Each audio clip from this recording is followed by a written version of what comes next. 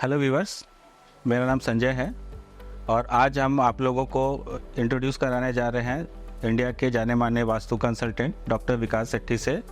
आज हम लोग विकास सेट्टी सर पिछले 25 वर्षों से अपने वास्तु के नॉलेज से अपने क्लाइंट्स का बेनिफिट करते आ रहे हैं और उनके लाइफ में डिफरेंट डिमेंशंस में जो प्रॉब्लम हो रहे हैं ऑफिस रिलेशनशिप और ये सब में उसमें उनको हेल्प करते हैं।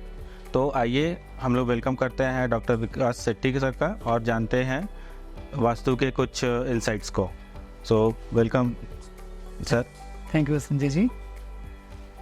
सो विकास सर, ऐसा है कि वास्तु के बारे में बहुत सारे मिथ्स और फैक्ट्स हैं। लोग वास्तु के बारे में बहुत कम जानते हैं या फिर जानते भी हैं तो आधा अधूरा पता है। तो हम लोग आपके थ्रू वास्तु का जो इम्पोर्टेंस है लाइफ के हर एक स्टेज में उसको थोड़ा सा जानेंगे। और हमारे व्यूअर्स कुछ क्वेश्चंस दिए हैं जिसको हम लोग सेलेक्ट किए हैं और मेनली ये आज जो हमारा जो क्वेश्चन सिलेक्शन का टॉपिक है वो है वास्तु रिलेटेड टू आपका घर, आपका लिविंग स्पेस, कि वहाँ पर वास्तु का क्या इम्पोर्टेंस है। तो जो हम लोग पहला जो एक सवाल है वो है कि सबसे पहला जो दिमाग में आता है वो है कि कैसे पता चलता है कि वास्तु का कंसल्टेंसी का या फिर वास्तु अपने जो घर का है उसका रिव्यू कराना चाहिए। संजय जी, वास्तु हमारी लाइफ में बहुत हद तक इम्पोर्टेंस रखता है और जब हम एक घर में रह रहे होते हैं तो over the period of time हम एक अनुभव करते हैं कि इस घर में रहते हुए हमें इतने साल हो गए, हमारा डेवलपमेंट कितना हुआ, या हम वहाँ प्रॉस्पर कर रहे हैं या नहीं, बीमारियाँ आ रही हैं, कंटिन्यूस प्रॉब्लम्स आ रहे हैं, अनवांटेड इश्यूज हो रहे हैं। तो हर चीज़ों में कहीं ना कहीं कोई कमियां जब लगती है तो हमें ये एक रीज़न समझ में नहीं आता, स्पेसिफिक रीज़न की क्या है। तो उस केस में हमें एक बार घर के वास्तु का चेक जरूर कराना चाहिए कि कहीं वास्तु में कोई ऐसा फॉल्ट तो नहीं जो हमारे लाइफ के अलग अलग पार्ट्स को इम्पैक्ट कर रहा हो। तो एक अनुभव से, एक एहसास से हमें ये पता चलता है कि वास्तु हमें दिखाना चाहिए। अच्छा, तो अब एक जो बहुत ही बेसिक सवाल है वो क्या है कि जैसे कि कितने लोगों को अवेयरनेस नहीं होता है वास्तु का। वो घर बना रहे हैं, नया घर बनाए हैं, ऑलरेडी बना चुके हैं, उसके बाद फिर उनको कहीं से किसी तरह से जानकारी मिलती है कि घर बनाने समय या ऑफिस बनाने समय वास्तु का भी ध्यान रखना चाहिए। तो मान लीजिए कि अगर कोई ऑलरेडी घर बना चुका है तो उस केस में वो वास्तु का रिव्यू कैसे करें और वास्तु रिलेटेड अगर प्रॉब्लम्स हैं तो उसको सॉल्यूशन कैसे कर सकता है। हाँ जी, देखिए, अच्छा तो यही रहता है कि जब आप घर प्लान कर रहे हो या कोई नया मकान खरीद रहे हो तो उस समय वास्तु पहले ही देख लेना चाहिए या वास्तु प्लान कर लेना चाहिए। मगर कोई बात नहीं, अगर आपने ऑलरेडी घर बना लिया है या खरीद लिया है और बाद में आपको लग रहा है कि नहीं अब इसमें कहीं वास्तु फॉल्ट है, तो उसके लिए भी सोल्यूशंस होते हैं और जिसे हम कहते हैं रेमेडियल वास्तु के थ्रू। तब हम आपके घर के अलग अलग एस्पेक्ट को चेक करते हैं, अलग अलग एलिमेंट्स को चेक करते हैं, डायरेक्शंस को चेक करके, और जो मेजर इश्यूज हैं वास्तु में, जो फॉल्ट्स हैं, उसे हम वर्चुअल मेथड से यानी बिना तोड़े फोड़े भी एनर्जी बैलेंसिंग के थ्रू, एलिमेंट्स बैलेंसिंग के थ्रू उसे ठीक कर सकते हैं। तो उसमें कहीं ऐसे हताश होने की जरूरत नहीं कि अब हमने घर ले लिया या ऑलरेडी जिस घर में रह रहे हैं वहाँ वास्तु फॉल्ट है। अगर है तो ठीक है, उसे भी ठीक किया जा सकता है। तो अगर आप ऑलरेडी किसी घर में रह रहे हो और वो पुराना घर है और वहाँ वास्तु फॉल्ट है तो वो ठीक हो सकता है।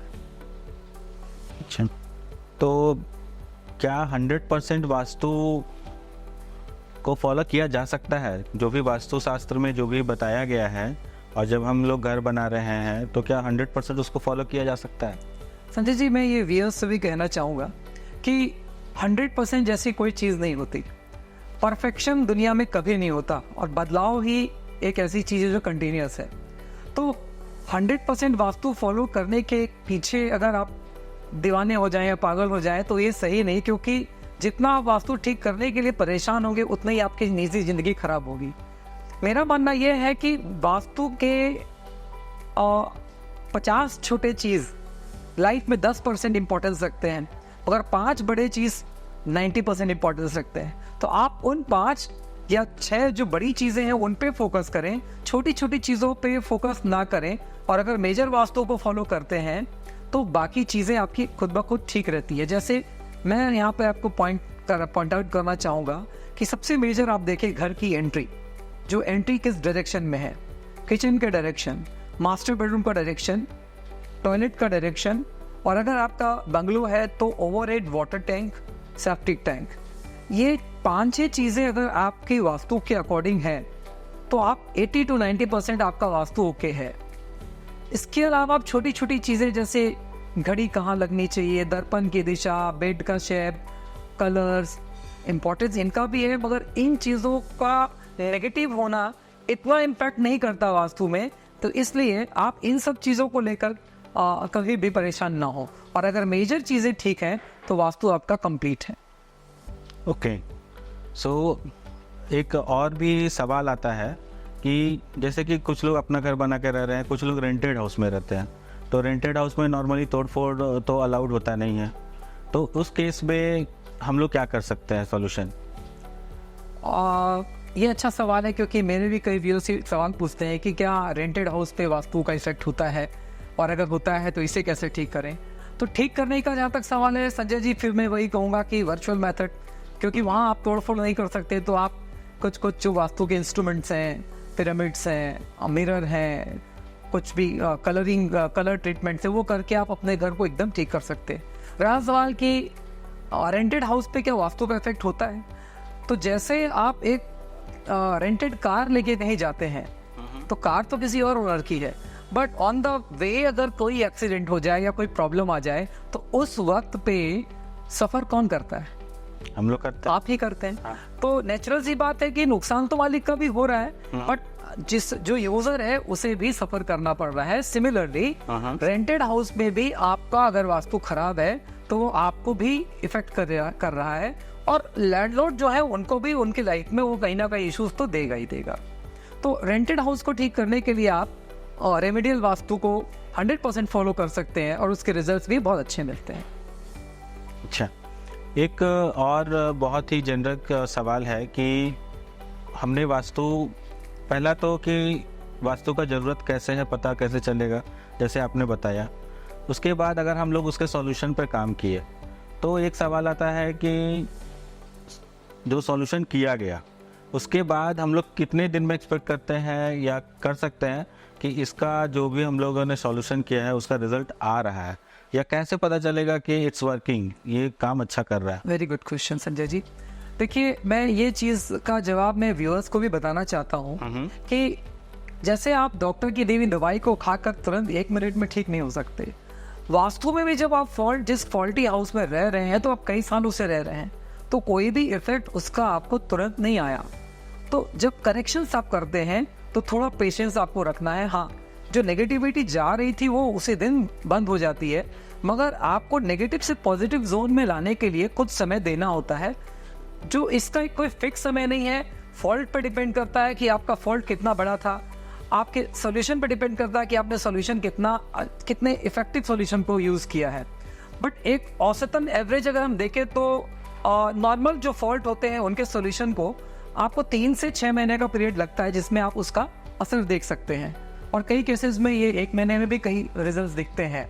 तो एक अंदाज़ा आप लगाएं, एक एवरेज तो 3 से 6 महीने का एक पीरियड आप कह सकते हैं, जिससे आप अपने वास्तु के ट्रीटमेंट का इफेक्ट आप देख सकते हैं। ओके, 3 से 6 महीना हम लोग एक्सपेक्ट कर सकते हैं कि हमें कुछ पॉजिटिव रिजल्ट बिल्कुल मिलना चाहिए। और जैसे कि हम लोग आजकल देख रहे हैं कि बहुत सारा वास्तु रिलेटेड जो भी मिथ एंड फैक्ट्स है, कुछ लोग यूट्यूब पे बता रहे हैं, फिर गूगल करके लोग पढ़ते हैं। तो जैसे कि अभी कुछ पॉपुलर जो हम लोग देख रहे हैं वो है वास्तु का जो सॉल्यूशन है वो है आपका चक्र खंड बनाकर, या फिर खंड बना। तो ये सब जो मेथड्स हैं वो क्या है, और जो एक्चुअल वास्तु का सॉल्यूशन है उसमें कुछ अंतर है क्या? संजय जी, मैं सबसे पहले तो ये बोलना चाहूँगा कि व्यूअर्स इन चीज़ों में ना फंसे। गूगल, यूट्यूब अच्छी चीज़ें हैं जानने के लिए, मगर ये आप कैसे जज करेंगे कि जो आपको इनपुट दिया जा रहा है वो जेन्युइन है, क्योंकि वहाँ मटेरियल डालना आसान है, मगर आप किसको फॉलो करें, किन की बातों को समझें, क्योंकि वहाँ भी आप देखेंगे कॉन्ट्राडिक्शंस है। आप खुद ने अपने अनुभव किया होगा कि किसी एक चीज़ के बारे में जब देखते हैं तो आपको कॉन्ट्राडिक्टरी व्यूज़ मिलते हैं। हाँ, तो ये कंफ्यूजन पैदा करता है, लोग और कंफ्यूज हो जाते हैं। तो इसका अब जैसे आपने बात किया चक्र वास्तु, तो क्या होता है कि चक्र वास्तु में एक शक्ति चक्र लगाकर 16 और 32 डिवीजन में आपके घर को या ऑफिस को जोन में बांटते हैं। तो वो अगर स्क्वायरिश प्लॉट है या प्लॉट की साइज 1:2 में, वहाँ तो काम करेगा, मगर कहीं पतला प्लॉट है तो वहाँ पर जब आप उस चक्र को यूज करेंगे तो आपके कुछ डायरेक्शंस तो बहुत ज्यादा आएंगे, कुछ डायरेक्शंस एकदम नेग्लिजिबल आएंगे, वो आएंगे तो वो बराबर बटेंगे ही नहीं। खंड वास्तु करेंगे तो उसमें कहीं अपनी प्रॉब्लम है। जो एक्चुअल वास्तु के पुराणों में कहा गया है या माना गया है, आप बेसिक 9 खंड में अगर अपने जोन को बांट के और उस पे वास्तु करते हैं तो उससे सरल और उससे सटीक वास्तु नहीं हो सकता। तो एक तो आप उस बेसिक वास्तु को फॉलो करें, और जो बेसिक चीज़ें हैं कि जैसे जल तत्व में जल, अग्नि तत्व में अग्नि, वायु तत्व में वायु, पृथ्वी तत्व में पृथ्वी और आकाश तत्व में आकाश, ये 5 तत्व अगर अपने सही हैं तो आपका वास्तु ऑलमोस्ट ठीक है। अब इससे ज़्यादा अगर मार्केटिंग की स्ट्रेटेजी के कारण, जैसे होता है ना कि आज के, अगर आप, मैं किसी फ्रेटर्निटी को नहीं ब्लेम कर रहा, मगर आप कहीं भी अगर आप कुछ प्रोफेशनल के पास जाएंगे तो वो आपको कुछ ना कुछ तो फॉल्ट बताएंगे, तभी तो उनकी भी दुकान चलेगी। तो मैं खुद एक वास्तु कंसल्टेंट हूँ और 25 साल से इस पर लगा हूँ, मगर हमारा सिस्टम होता है कि लोगों को सोल्यूशन प्रोवाइड करना है, उन्हें कंफ्यूज नहीं करना है। तो आप बेसिक चीज़ों को जानकर उसे ठीक कर लें और बहुत ज़्यादा इन चक्करों में ना पड़े कि ये भी ये यूज़ किया, ये तंत्र, ये बहुत सारी चीज़ों का समीकरण करने से आप खुद कंफ्यूज होंगे और आप कहीं ना कहीं नुकसान दे बैठेंगे। जैसे ये सब भी पढ़ने और देखने को मिल रहा है, जैसे कि कॉपर वायर कुछ से ही सॉल्यूशन करते हैं लोग, येलो स्ट्राइप करके कुछ है, या फिर रेड बल्ब लगाकर, इस तरह के जो सॉल्यूशंस होते हैं वो कितने इफेक्टिव हैं, और उस तरह के सॉल्यूशन के लिए क्या करना? संजय जी, जैसे वही बात हो गई कि जैसे माथा दुखा और डिस्प्रिन ले लो, अगर माथा दुखा और डिस्प्रिन ले लो कह दिया आपने, आप जानते हैं, मगर ये एक हिट एंड ट्रायल मेथड हो गया। अच्छा। जैसे कि सब लोगों का माथा दुख रहा है तो सबका माथा डिस्प्रिन से ठीक हो जाए, ये जरूरी नहीं। किसी को माइग्रेन हो सकता है, किसी को सीवियर प्रॉब्लम हो सकती है, किसी को सर्दी खांसी हो सकती है। सिमिलरली अब जैसे रेड बल्ब लगा लो, कॉपर वायर लगा लो, तो रेड बल्ब आपके अग्निकोण को ठीक करने के लिए लगाया जाता है। अब अग्नि ऑलरेडी आपकी ठीक है और वहां आप रेड बल्ब लगा के अग्नि को बढ़ा देंगे तो प्रॉब्लम्स को आप बढ़ा रहे हैं। तो ये बहुत समझ के और सतर्क होकर के इसे यूज करना चाहिए कि कौन सी ट्रीटमेंट को कहाँ यूज करना है। जिस ट्रीटमेंट की आपको जरूरत ही नहीं उसे आप यूज कर रहे हैं तो अननेसेसरी आप उसका बर्डन ले रहे हैं। बिना एक कंसल्टेंट को कंसल्ट किए, बिना उनकी एडवाइस के किसी भी चीज़ों को सुनकर ऐसा यूज नहीं करना चाहिए। ओके।